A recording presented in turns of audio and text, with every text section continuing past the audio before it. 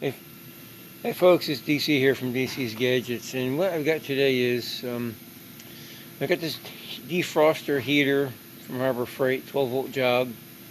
Over here we've got a 12 volt thermostat, got on eBay for about $9, and I've got this plastic ammo box from Harbor Freight. It was less than $10, had a coupon. Harbor Freight has got several sizes. They've got your traditional metal can. They've got this one. They got one bigger. But what I'm going to do today, I'm going to take these pieces and some 5-minute epoxy. Always good to have epoxy. I'm going to take these pieces and going to put together a hot box, a heated transfer box. If you're raising queen cells, you want to move from yard to yard or moving from your incubator to your yard.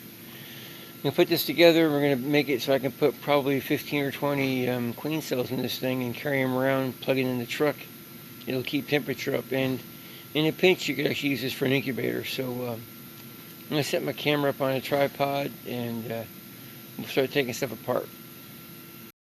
Alright, so I've got the screws out of this. I'm going to take it apart. We don't need the handle. We're going to throw that away. Little switch in the top, we're not going to use that. And I'm just going to clip wires off because it's easier this way. Move stuff around later.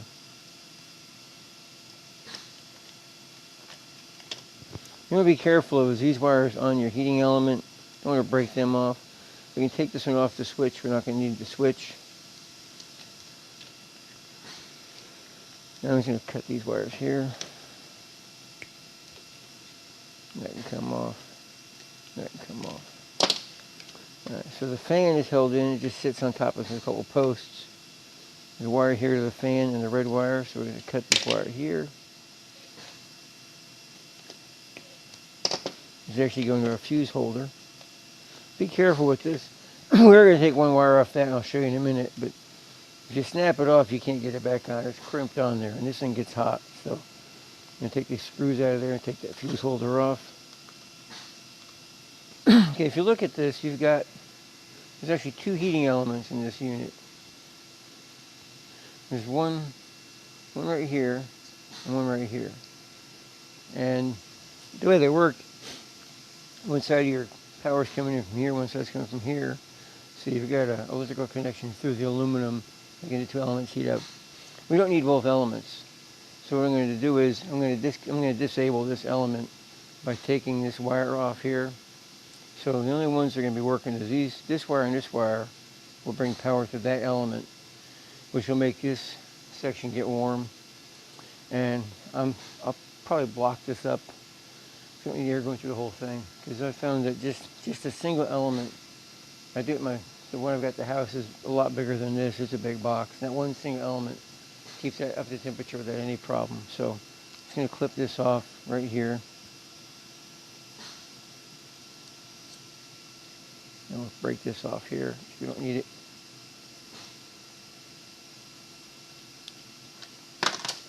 Now you don't have to close that up, but I think I'm going to do that. I'll just get a little piece of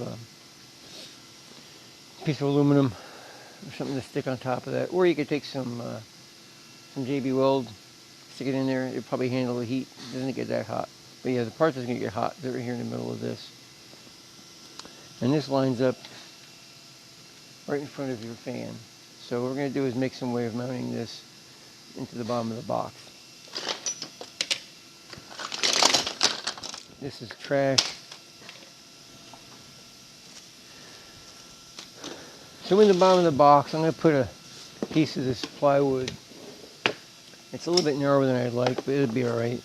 I'm going to I'll cut it to length, and I'll mount my fan on the back side.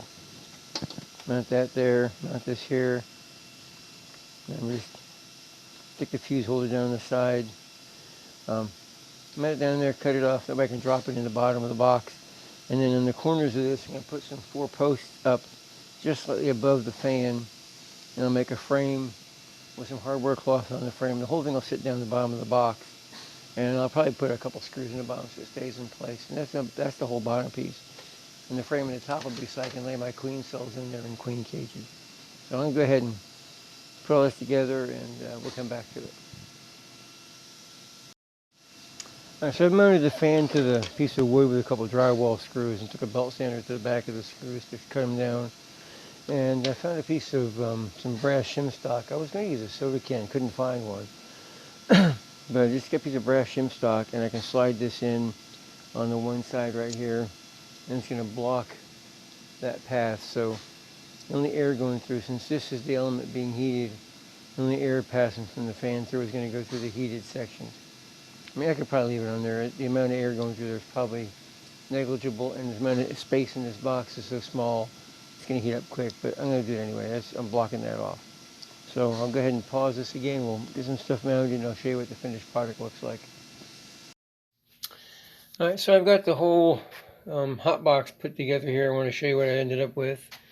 I mounted the defroster fan on a piece of plywood, and I just used epoxy to hold the block on there, and then some GB weld here. I wanted to put the screen on. I had a problem with my other box where the queen got out of the cage, or she got out and got sucked up in the fan, and it made a mess. So I don't want to get a queen stuck in the fan. So everything's all wired up. I tested this in my truck. What I did, I had the fuse out, hooked it up to an amp meter, and plugged it in the cigarette lighter, and I watched it. And it pulled about 3.5 amps. It was like 3.3 to 3.5. So I put a 5 amp fuse in there, and I'm pretty happy with that. There should be plenty. It all just fits in there pretty good. Just drops down in the bottom. Kind of get the cord out of the way.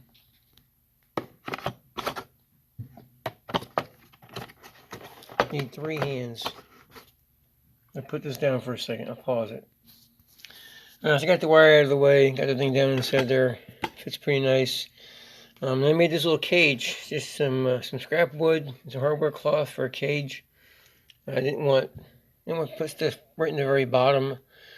What I plan to do is throw a sponge in there. Just going to drop it in the bottom of this thing and soak it when I'm using it. So that way it'll keep it moist. I'm not going to get real anal on what the humidity level is.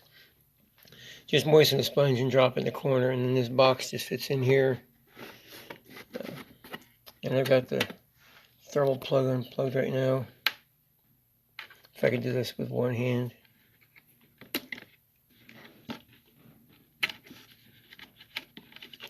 I need to pause it again.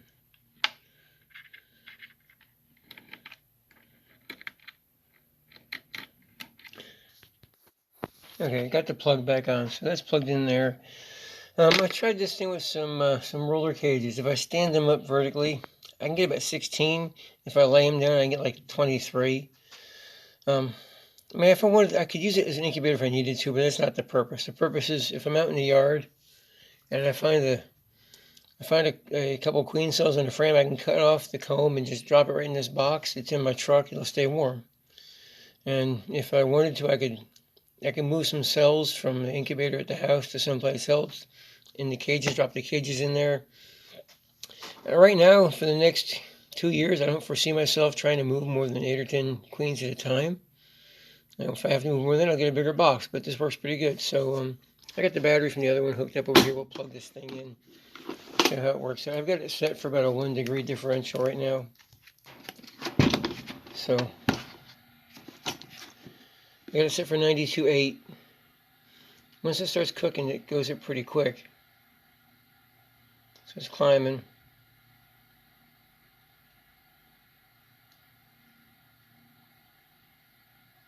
So yeah, even with just that one heating element, I'm in the garage right now. It's outside temperature's like 70. It's probably 70 degrees here in the garage. It's comfortable, but so it's climbing pretty good. I don't see any problem with that one element doing this. I mean, I'm using one element on my main incubator and it works just fine. So climbing up there, it does rise over. I played with it in the truck driving home from the shop, and it was hitting like 93.4 on the high side. Drops down pretty quick. There's no insulation, just a plastic box. And I might put some. I might come in here in these voids. I might throw some insulation in there, a piece of foam, or maybe some of that bubble wrap. I'm happy with it.